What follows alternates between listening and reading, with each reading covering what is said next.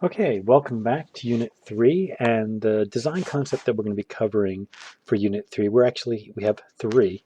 We're going to be covering form and volume, and but then we're also going to be covering surface and texture and dynamics as well. Because each of these, I don't have a ton to say about each of these topics, but I think all three of them strongly relate to what we've been talking about in this unit, and that they all strongly relate to sculpture and to especially to some of the sculpture and architectural ideas that we've been introduced to looking at classical Greece. So the first thing I want to say about the word form is that form means a lot of different things in art. One of the ways we use the term form is to mean like just all of the art elements. So when we say form, sometimes we mean line, shape, space, volume, mass, form, color, all of that together is form. But then we also sometimes we use the term form and mass interchangeably to mean the basic three-dimensionalness of an object. So keep that in mind. And please ignore Diesel if you hear him barking.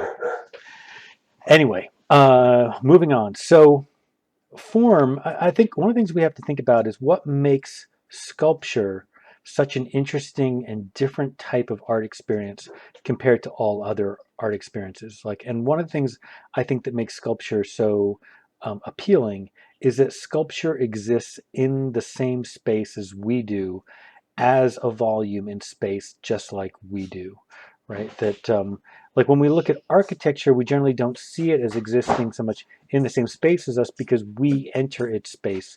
It is the space that we're in. And when we look at a painting, it's in, it's a two-dimensional thing. So it's not really in our space. Or even when we're looking at a work of ceramics, it's three-dimensional, but it's on a pedestal and it's not, and it's in small enough scale that it feels like it's in a separate space from us.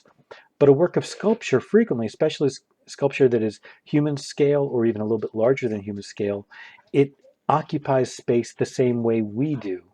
And we have to engage it in space the same way. And so that gives sculpture kind of like an inherent kind of presence that no other type of artwork really has. That said, there's different kinds of presence, right? Some that's really intimate, or and some aspects of presence that are really modest and unassuming, and then kind of a sense of presence that just kind of sneaks up on you, like the Donald Judd piece right there.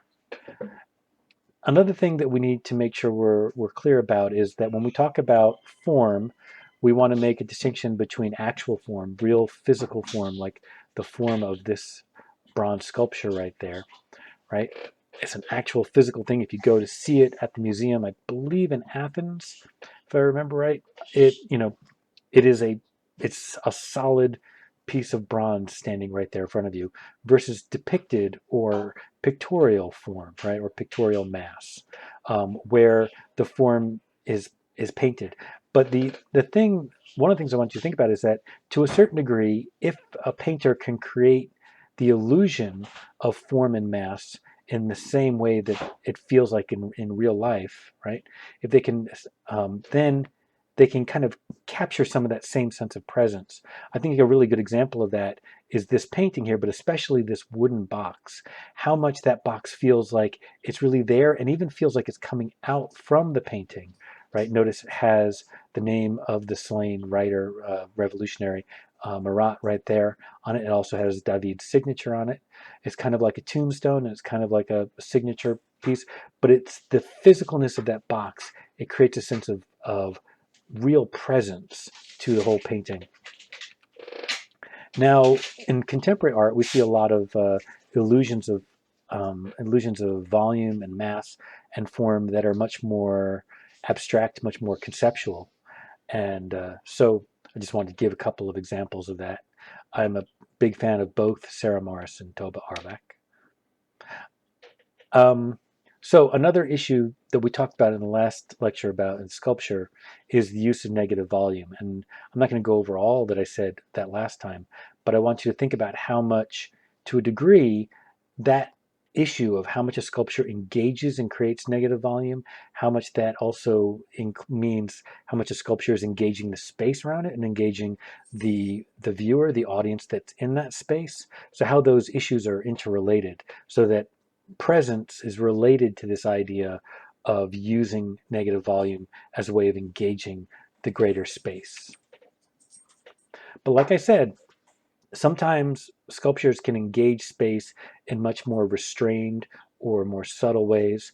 These two works of art are kind of similar in some ways, although I think that the cycladic figure with the arms crossed, it makes it especially kind of like closed in, which then makes the fact that it's not engaging the space a little bit more intimate and interesting.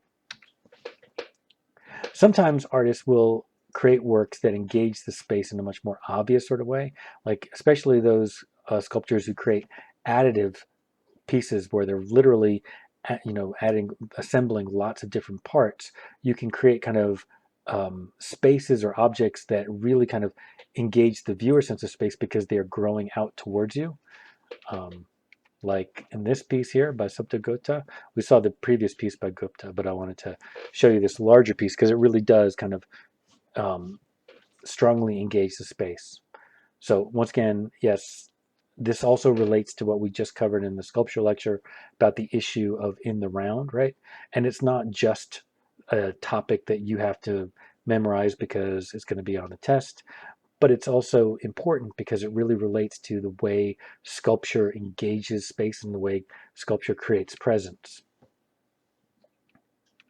All right, so that's the end of the lecture on form. So I'm going to get right into texture and surface just very quickly and probably get about halfway through it before we're going to have to end. So one of the reasons why I'm talking about texture here is because I feel like when we're talking about sculpture, you can't separate out how important the surface of things is to the way sculptures have a sense of presence. And a good example of this is this comparison here. I feel like both of these works, right, like that presence of that Qin Dynasty archer, right, has a lot to do with the fact that the porous kind of sandy, gritty texture of the ceramics is a very important part of the overall presence of that object and the illusion of the person that it's representing. And then similarly, this copper head with that kind of burnished, and polished surface also gives a very specific kind of presence to it. So here's another comparison. And just think about that for a second. The different types of textures and how they intrigue us and attract us. I think one of the things about the Jeff Koons piece is that it's both constantly intriguing because it's so highly reflective, and then it's constantly pushing back because the more you examine that surface, the more you're just seeing the space around you and yourself. Obviously, also it's kind of a funny piece in a way because it's such an exact replica at a large scale of an inflatable, but it's done in aluminum, so it's not, it creates the illusion of being a very lightweight thing that you could just knock into, but just take with you. But it's not. It's a solid piece of aluminum. All right, we're at the 1 minute mark, and I'm going to probably end it right here. So at the next part, we're going to just finish up talking about texture, and then lastly, we're going to talk about dynamics. All right, thanks.